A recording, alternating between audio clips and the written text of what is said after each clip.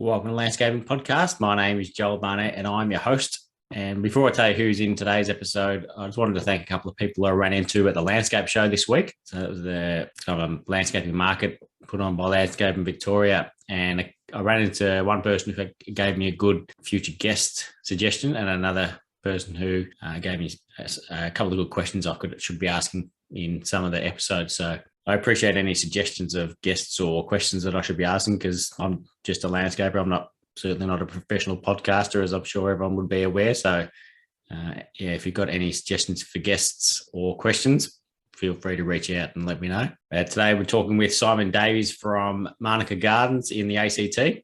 Simon runs a design, construction, and maintenance company with his wife, and they've got about 10 staff, including themselves, so the same as Sean last week. But he's Simon and the crew are actually looking to grow. So we talked to him about that. And again, he mentioned who he worked for as an apprentice and how much of an impact that had on him. So it's a common thing that keeps showing up about how important it is who you do your apprenticeship with or who you work for in the early days and how that rubs off on you and shapes you into the person that you become as a landscaper down the track. And I really loved hearing about what he does for his staff in terms of extracurricular kind of things outside of the normal working hours. Like, I especially like the idea of getting a physio to come in and show some skills that they can use to help prevent them getting injured. And towards the end, we just discuss one of the benefits of having a construction company within the design company. So the fact that they do design and construction. So we discussed that. So hopefully you enjoy this chat with Simon Davies.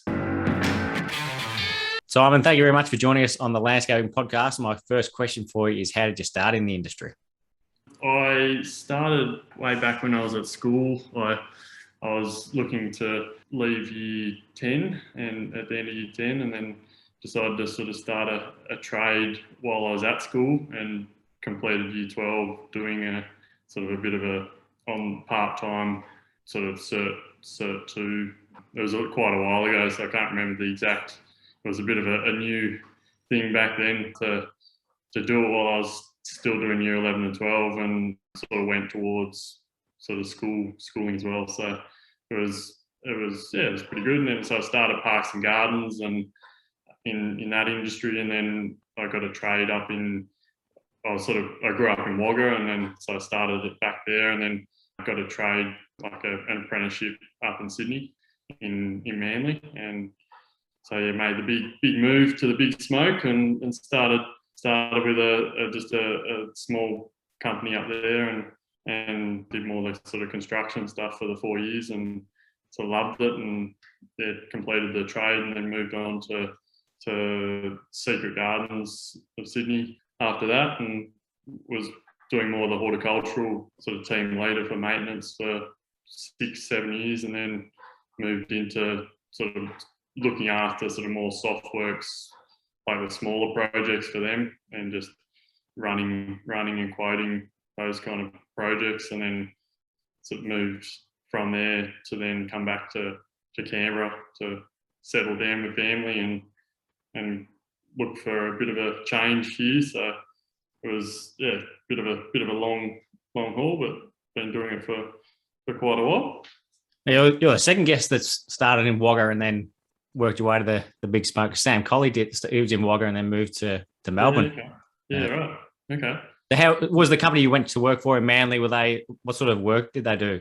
It was predominantly it was mainly a small business, and it was a contact through someone I knew in Wagga, and it was like her brother, and he was just a small company, and it was just me and him most of the time, and it was a lot of his passion was plants, so the sort of horticultural side of it. So I got to really get involved in the plant side of things, and then also the structural as well. But it was more, I guess, it was more sort of organic kind of landscaping. Like it was an old school landscaper that just was really good at creating things with his, like just really good at creating things with his hands and things, like just really sort of arty, and it was a bit more, he'd like hand draw all his drawings and just run with jobs on the spot. And so I got to learn how to kind of like come up with ideas on the spot and be creative, more so on the job. So he was a really good teacher, great to learn from, and then going from there to a bigger company then helped sort of round all that up. So yeah, it was a good start, I thought. Yeah, I reckon it's a great thing if you can be working with someone who's got a passion for horticulture, because that's such a valuable part of the industry. Whether you're because I'm more a construction head, but I love plants as well. Yeah. So yeah, that's a lucky thing to have had. Yeah, it definitely does. I think a lot of people take it for granted how much the plants make a job. Just you can have a great structural sort of project, but if it doesn't have good planting and greenery that brings it all together, it sort of lets it down. So yeah. So what was the reason behind going to Secret Gardens? Was that just because you finished your apprenticeship and you're looking for a change, or? Yeah, pretty much. Just looking for just a new change. Just finished up and just wanting to try something else. And yeah, it just came up. It wasn't a nest. It wasn't a back then. It wasn't a. They weren't near as big as what they are now. But I didn't really know sort of what they were the kind of whole business. I didn't know what was involved too much, and then it was just by chance advertising and went for the job, and yeah, never looked back. I was there for 8 years, 9 years. So yeah. And then you moved to Canberra after that, did you? Was that to start your business? Yeah, we moved to Canberra. We just had our first child, and then we were sort of living in a 1-bedroom apartment, so needed to look at changing that. So we had family in Canberra, so we moved back here, and then I tried a few different places here, and I just went to Sybil and went to another couple of smaller businesses, and just never really found what I was looking for, and didn't know how I was going to find it without doing my own thing. So it was just one of those progressions that just I'd always thought about doing my own thing, but never really made that jump, and the timing was right. And yeah, it's been good challenge. Yeah, very challenging. Yeah. So how old was your first child when you started the business? He would have been, that was 5 years ago, so he was 5, and then our daughter was 2. Yeah. So it's funny how often that is. The kids are extremely young and think, it's got a good time to start a business. Yeah. So how did you have jobs lined up, or how did you go about getting the jobs to start with?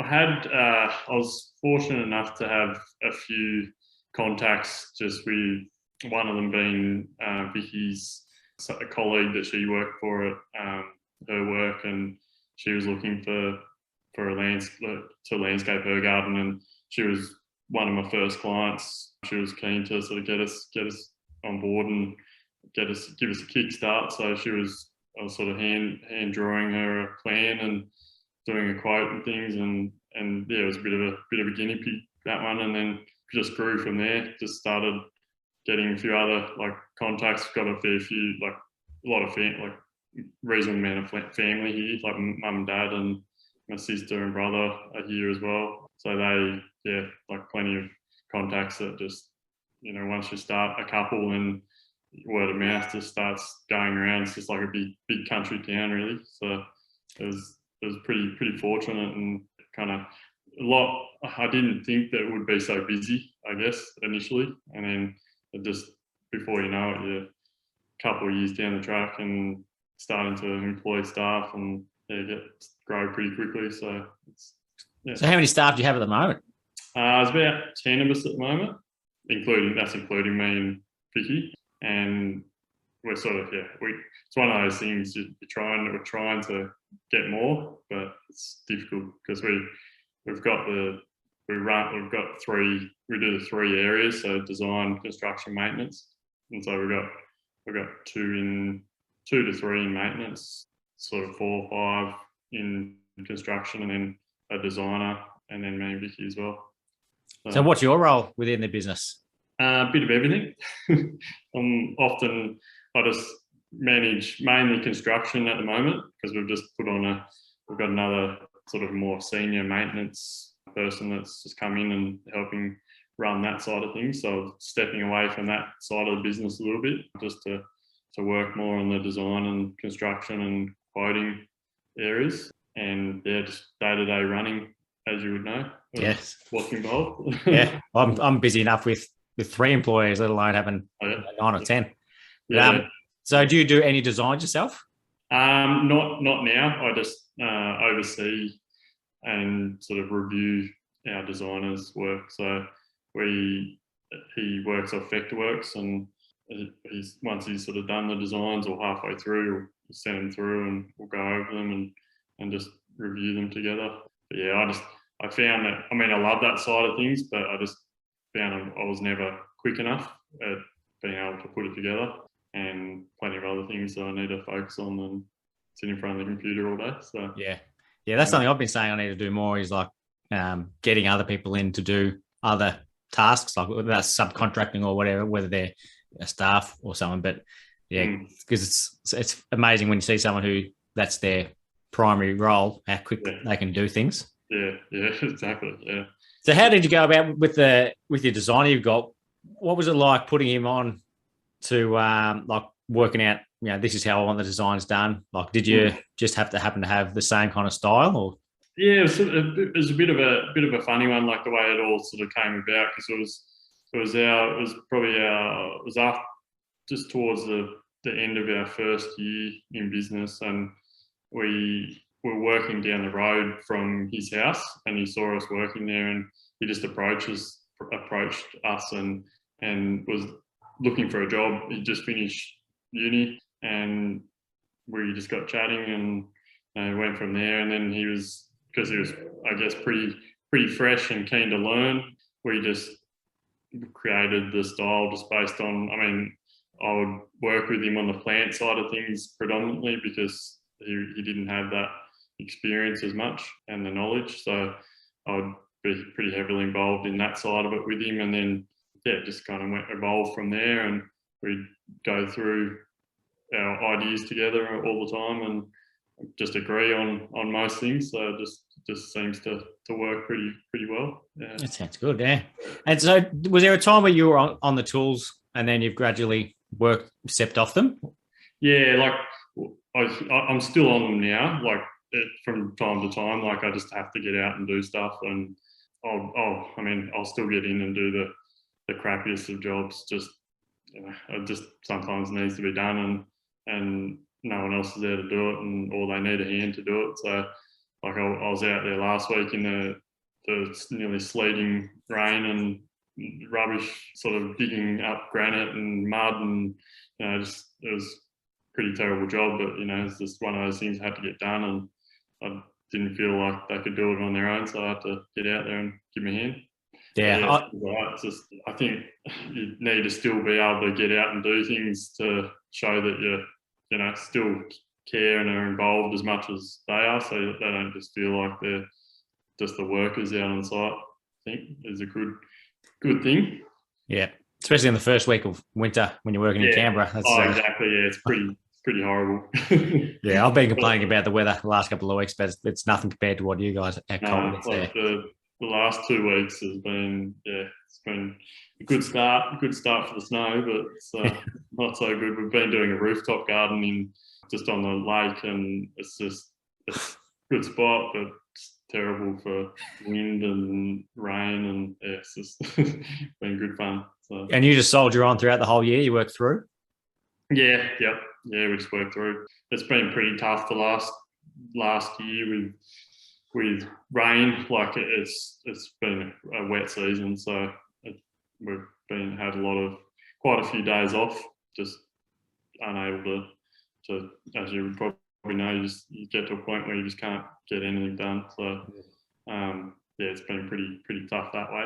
It's funny how things change. I remember, I reckon maybe 10 years ago, people would be saying, when you're quoting jobs in winter, you want to quote them a bit lower so you get the jobs to keep you working through winter.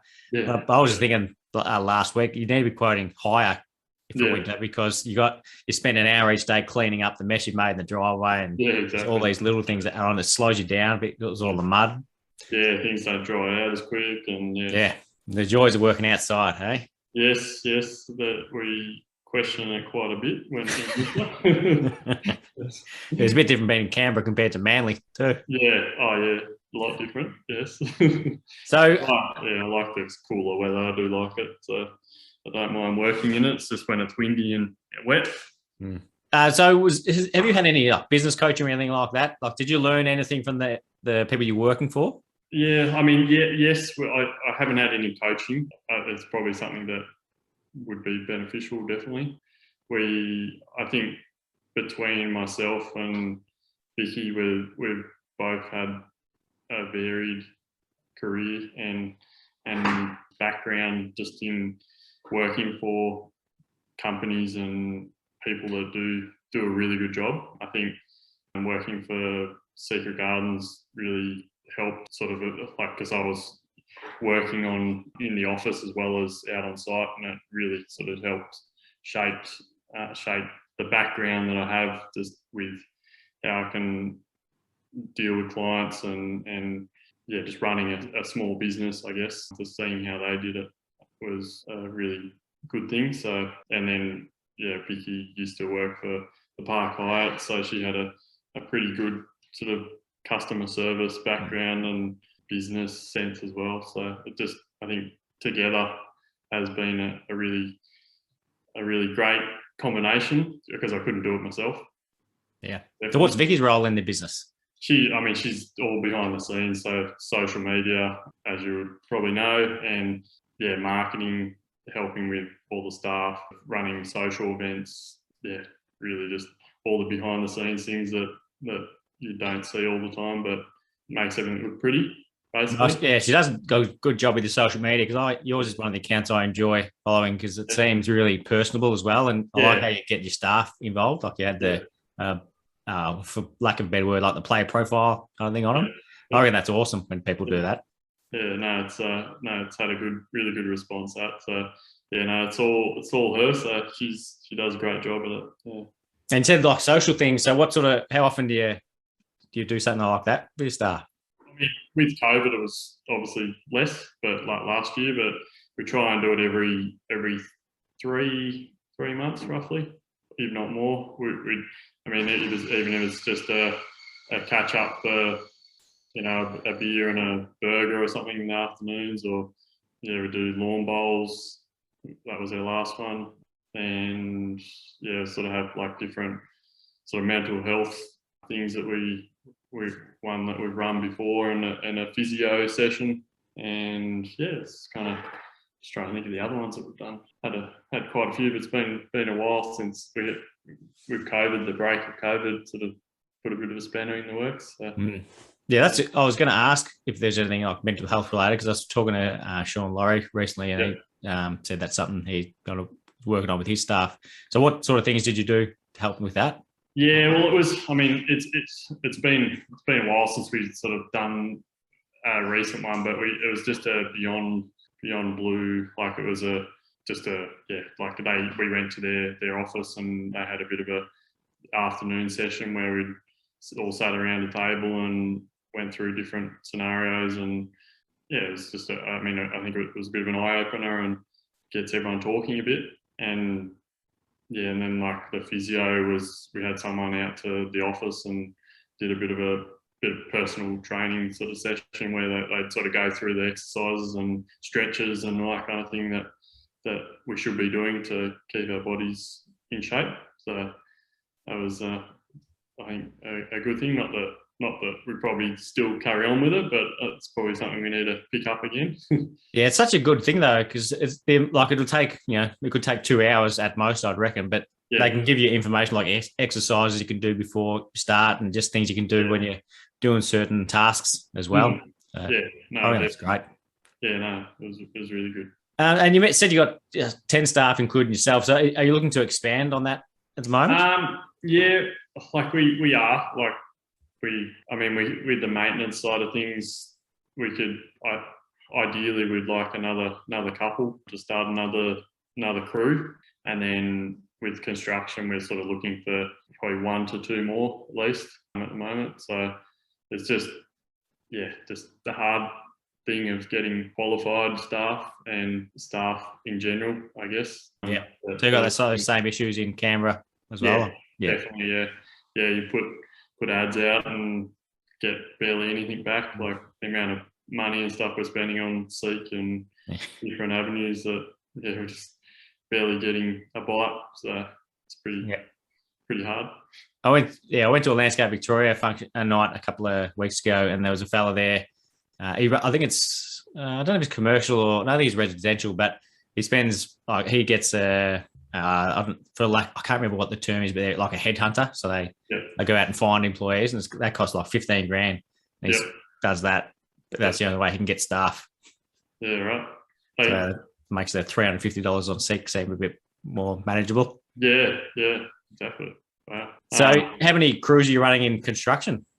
It's mainly one. Like it's 1 to 2, but I'm wanting to get it to 2, sort of more like full time. We've just had like different apprentices and things come through, and we're just looking at trying to get them confident enough to be running jobs as they're coming out of their trade, and just wanting to also get another qualified tradesman just to be able to help as well with running extra jobs. So it's just one of those things. Like I'd like to be running two or 3 jobs at once, but it's just a bit challenging at the moment. So are you knocking back work at the moment as well?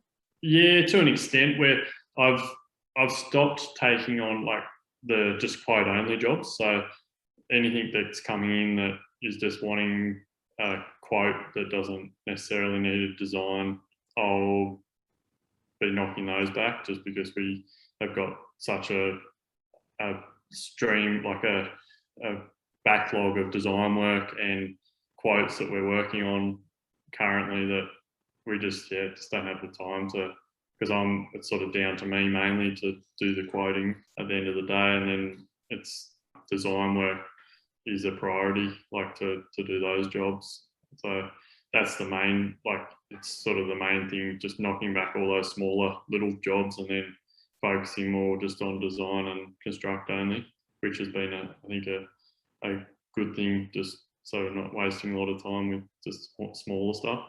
Yeah, I've started charging $330 for quotes. Yep. And that's there's a couple of people I've sent an invoice to, because I said no worries. So I sent them the invoice, and that's the last you hear of them. So because it's a good time to be, if you're ever thinking of charging for quotes, now's a good time to do it. You still need to be able to do the work if you get the job though. Yeah. Oh yeah, definitely.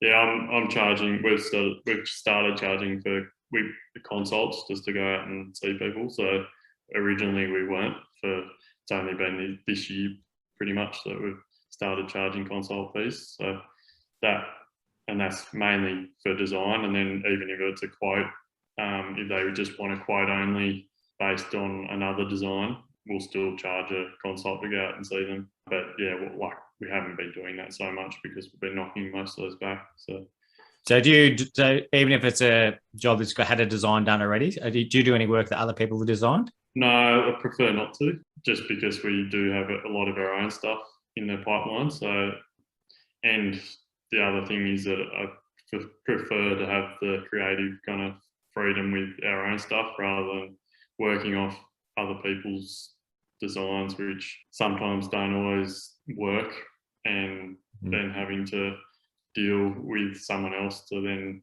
change it, or it just gets complicated. I think it's not as streamlined as having your own design and being able to just change it on the run.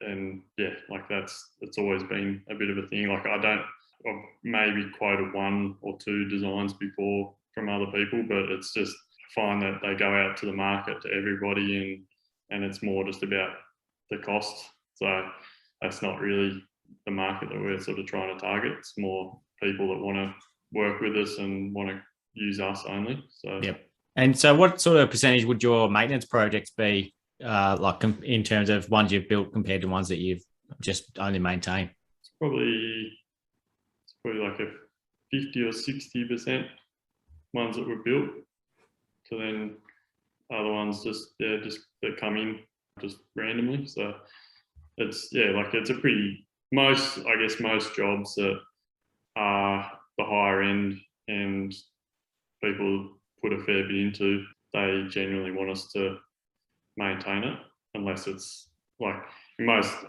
There's not really any job I can think of that has really not ended well. But like obviously, if it doesn't end well, then you're probably not going to get it. But that's pretty good that we haven't had really anything that has ended sour.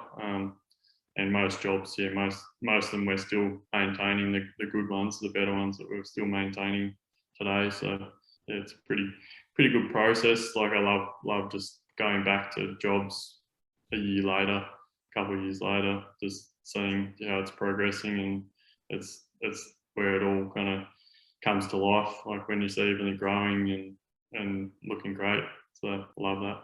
Yeah, that's a great thing for like not only advertising and social media, being able to see it where the way it's supposed to be, but also it helps you with your design skills as well, because you can see what works and what doesn't work, like right up close. Yeah, sure does. Yeah. So, have you got any plans on changing the business, sort of the way you're doing things, other than just getting bigger crews? Not particularly. Like it's more just about streamlining it now, not necessarily getting too much bigger. I mean, the more staff you have, the more headaches in a way.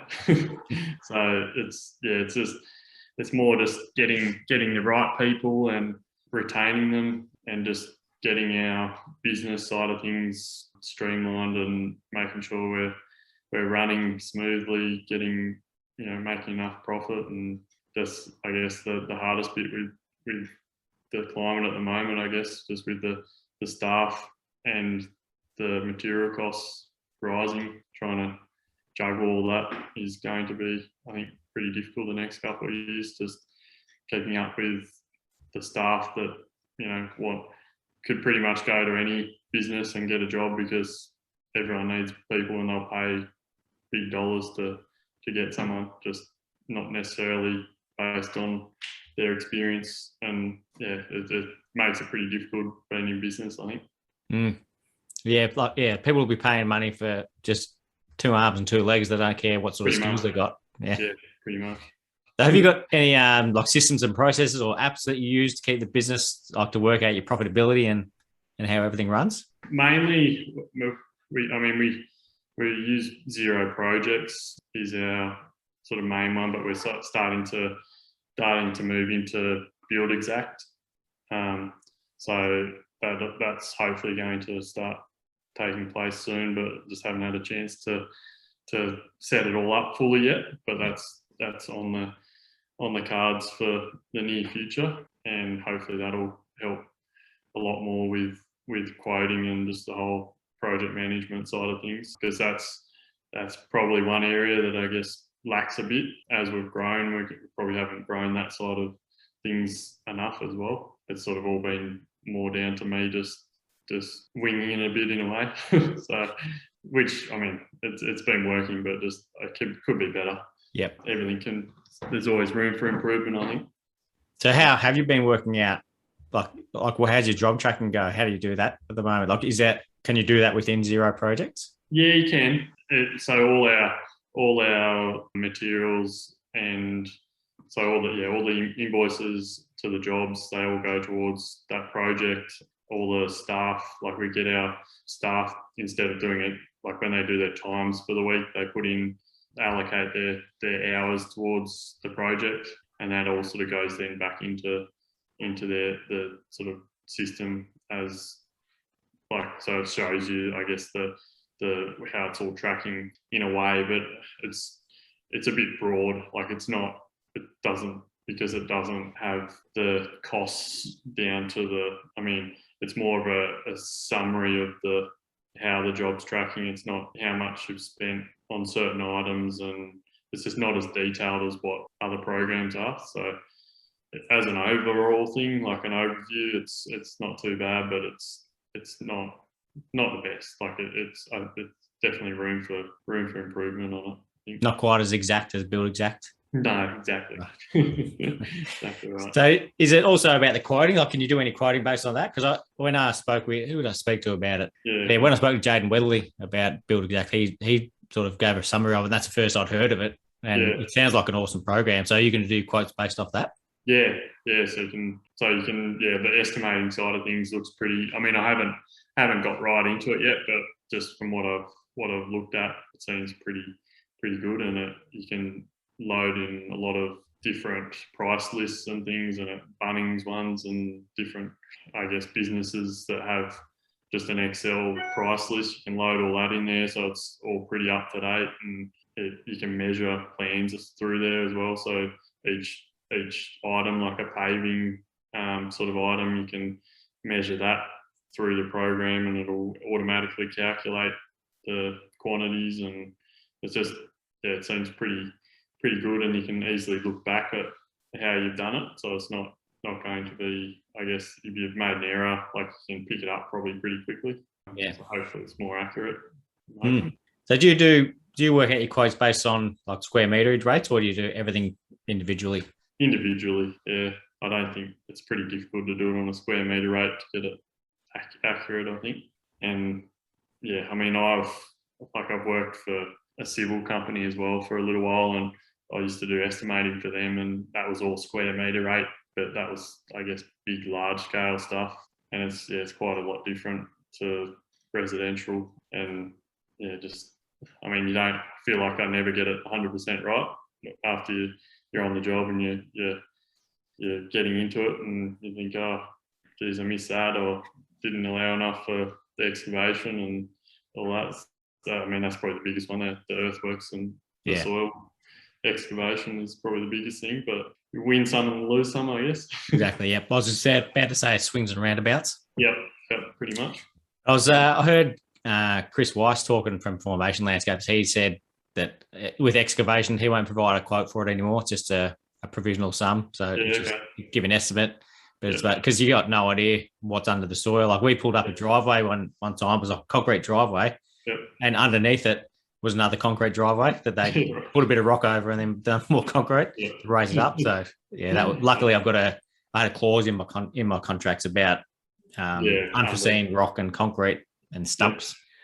So we got out of that one, but you never know what's underground. No, you never do. And I mean, things just sometimes change. Like you miss things, especially when you're designing stuff yourself. Like you do occasionally miss the odd thing that you should have picked up just from lack of sort of vision. Like you just don't see it on the first visit, and then you get through the design process and straight on to quoting, and you just sometimes you just do miss things occasionally. There's so many different things involved within landscaping, so it is hard to get everything. Yeah, it is. Yeah. But a good way of learning from it is paying for something that you missed, so then you look a lot harder for it next time. Yeah, that's right. So what's the average size job that you work on? Ranges a fair bit. Usually probably around the 50 to 250k mark, I guess. So yeah, it's a fair range. Yeah, bit of a range. So it's with pools and things being so popular at the moment, it's like that's sort of driving pricing up as things. I mean, it's just more challenging, I guess, just doing a pool in a landscape, as you would know. So yeah, I'm always surprised how expensive it is once you have all the different elements around it. Yeah, exactly. Yeah. So how do you go about getting budgets off clients when you're doing the design consultation? We send out we'll send out a survey, and we try and get a bit of a gauge initially, but it's always it's one of those things I'm still learning the best way of trying to get that out of a client, because they'll sometimes just want you to design they don't want it to be limited, the design to be limited based on their budget, but then when you go back to them with it and they love it, and then you give them the quote and they can't do half of the design, it's sort of like, well, it's pretty difficult. So yeah, it's still one of those things that we're trying to work out the best way of doing it, because it's always a hard one to ask. Like, they don't want to, often a client doesn't want to tell you what the budget is because they then think that you might just come in right at their budget, and it's generally always way less than what it's going to be anyway. So that's what I normally tell them. It's like, well, just to get a bit of a gauge of where you're thinking it is, like to get a bit of an idea of what the cost might be. They'll I guess just get a bit shocked by the time you send the quote to them. Yeah, I find the only way to get an accurate idea of what their budget is to give them a quote, and they and that either freaks them out or they agree to it. Yeah. But yeah, it's a hard one because you ask someone how much they want to spend, and they say, I don't know what I want to spend, and then they do know, but it does help having a bit of flexibility. So Lily Sabo, I think she does 2 different designs when she presents to a client. So I don't know if they're the same price if she knows the budget, but that can help as well. Like you can have this is the top of the range one, this is the bottom. Yeah, and you could possibly go somewhere in between, but it's you'd want them to be able to pay for that as well, because there's a bit of work involved in doing that twice and having the 2 different ranges. Yeah, good challenge. Do you do mainly other people's design work, or is it something that you do as well, design? Or? Yeah, in the last 12 months, I've started pushing my designs a lot more. Yeah. But because we're booked out so far in advance, I don't know if we're doing any this year. I think we might be doing a couple this year, but then next year there'll be more of my designs. Yeah. But I love doing other people's designs more than not more than my own, but probably the same amount. Because I just like doing different gardens. So I've got my own style, but there's also other people we work for, and they do amazing work. Like because my design, they charge a lot more than I do, and you get what you pay for. So it's exciting to work on projects that other people design. Yeah, and it's potentially good coming in after they've done the design, because I guess they probably talk to the client about budgets a bit and what they should be expecting, I suppose. Yeah, some do. There's one at the moment. They wanted to get they've done sort of a basic design, like a basic overview of what it's going to be, and they wanted to get me to quote it before they finalise the design to see if they're in the right kind of ballpark area of it. So that's where it helps when there's you've got your design and construction in the same business. Yeah. So it's easy for you to work it out to meet the budget. Yep. Whereas if you're just a design company, it's a lot harder for you to know what everyone's charging for, all the different elements you're putting within the design. Yeah, definitely. And that's where it's a lot. You see it like when designers get experience, they know that sort of thing. But it's you can tell when there's a designer who's worked in construction, because they seem to get a lot closer, and there's less hassle about the price once you've quoted it. Yeah. But luckily, we've worked up into a similar price bracket to what you're working in. So when in the top of the range, people have got a lot more money to spend, and they just want a good job. They're not fussed about how much it costs. Yeah. Which is wild to think how much people spend on their landscaping, but I'm glad they do. Yeah, I know. It's more than a house sometimes. Yeah, it literally is. It's just, And speaking of other landscapers who do bigger jobs than what I do, it just blows me away. Like they spend $750,000 on their landscaping. It's just, it's pretty wild. Like our average job when we had been running for a few years was $25,000. Yeah, I was thinking, that's a pretty good job. Yeah, pretty good. Full front and backyard for that. Yeah. But, now that's a water feature. Yeah, exactly. Wild. Yeah. All right, Simon, can't thank you enough for coming on today. I really appreciate it. And you did very well. I know you've been hesitant to come on, but you really enjoyed the chat. So thank you very much for it. Thanks, mate. Thanks very much.